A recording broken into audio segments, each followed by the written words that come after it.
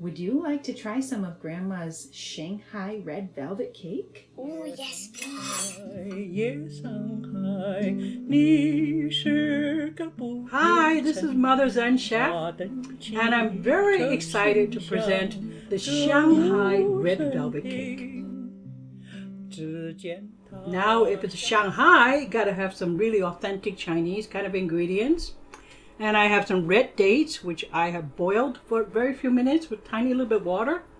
And these are usually come from Shandong, where they grow these big red dates. And sometimes they call them jujube.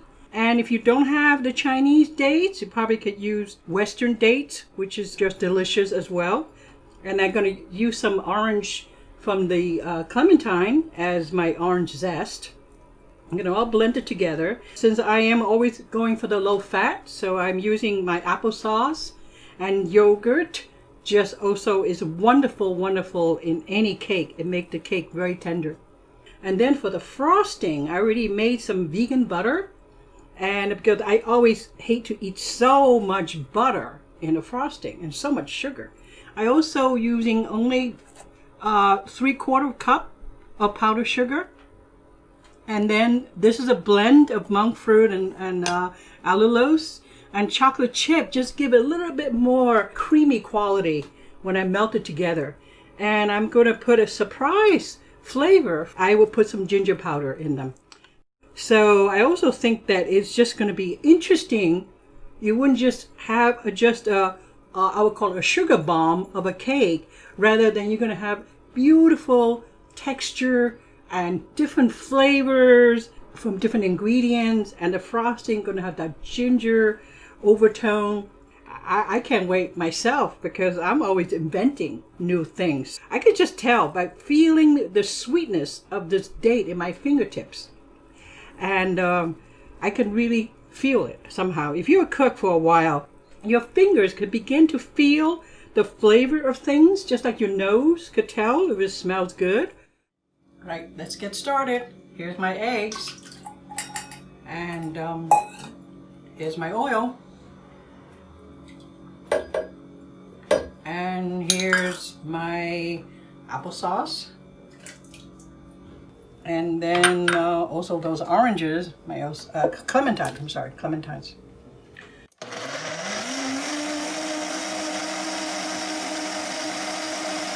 Now we're going to put in the cocoa, which is also something you want to make a very smooth blend. Especially the organic cocoa, they have sort of a little bit of lumpiness.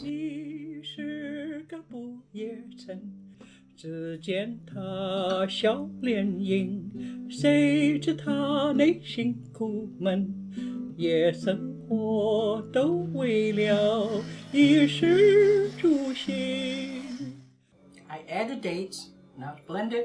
I'm going to taste the edge of it. Oh, the date has a smooth, sweet flavor. And I don't put a lot of sugar in them, so this date really going to make the batter shine. Once you add the flour, you are not allowed to give more than 6 strokes. That's the rule. So your cake will be light because you didn't over mix it. I decided to use a beautiful fragrant dark tea, and I'm going to brew that and put it in my cake. And this is lychee tea. So you want to make it very strong. So you probably, instead of like 1 teaspoon or 2 teaspoons, you want to do about 2 tablespoons. So so here it is, and then I'm going to let it sit and brew. 转眼行，大家归去，心灵儿随着车轮的转动，换一换新天地，别有一个新环境，回味着夜生活，如梦初醒。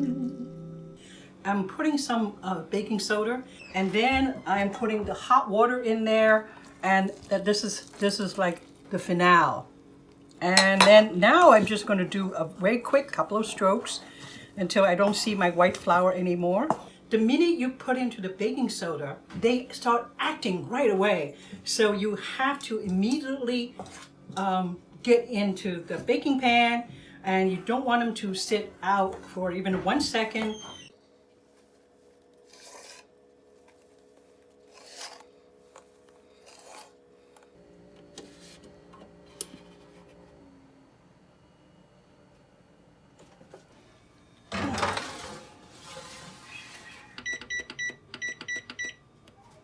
Cake came out, I let it cool off on the porch, and there's a little ladybug very interested in the cake. Since it's an organic garden, we have lots of ladybugs out there, and so this one seemed to be thinking that the cake is for her. It's always a little bit tricky because the cake is nice and tender, so I don't want her to be completely mess it up. But I've done a lot of cake cutting in my life, so and this is also a tube pan. It's easy because you can see what you're doing. Not like a very big one that you don't know what's happening.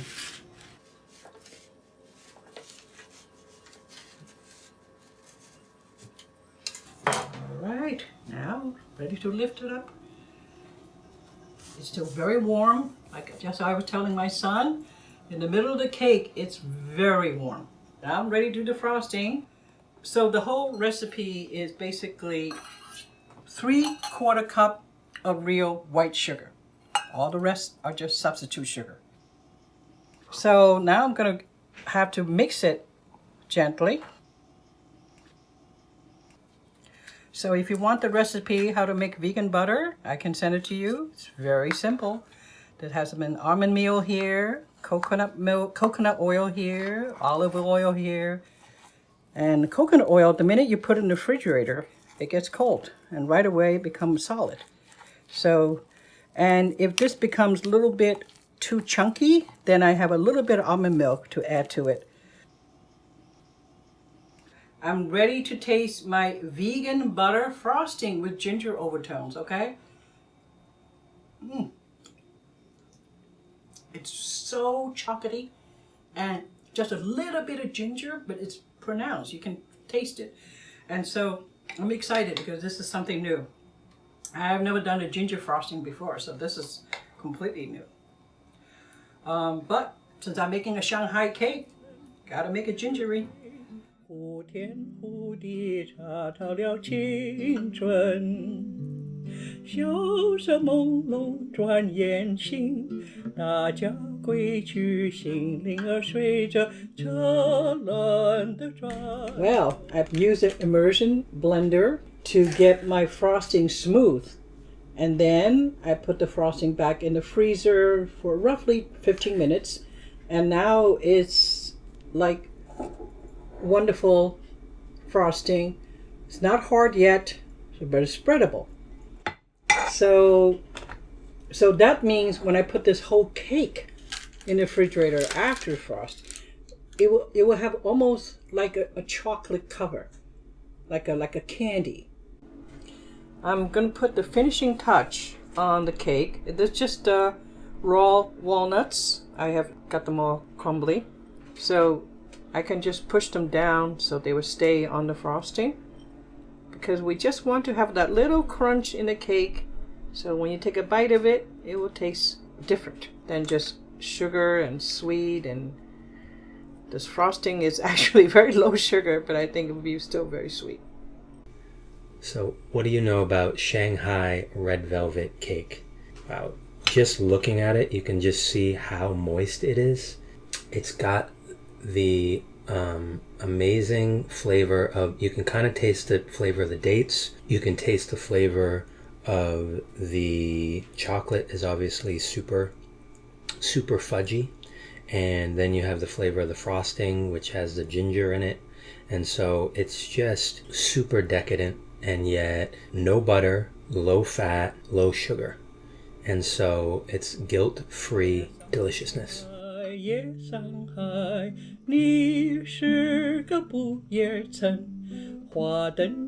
Don't forget to subscribe and click the bell.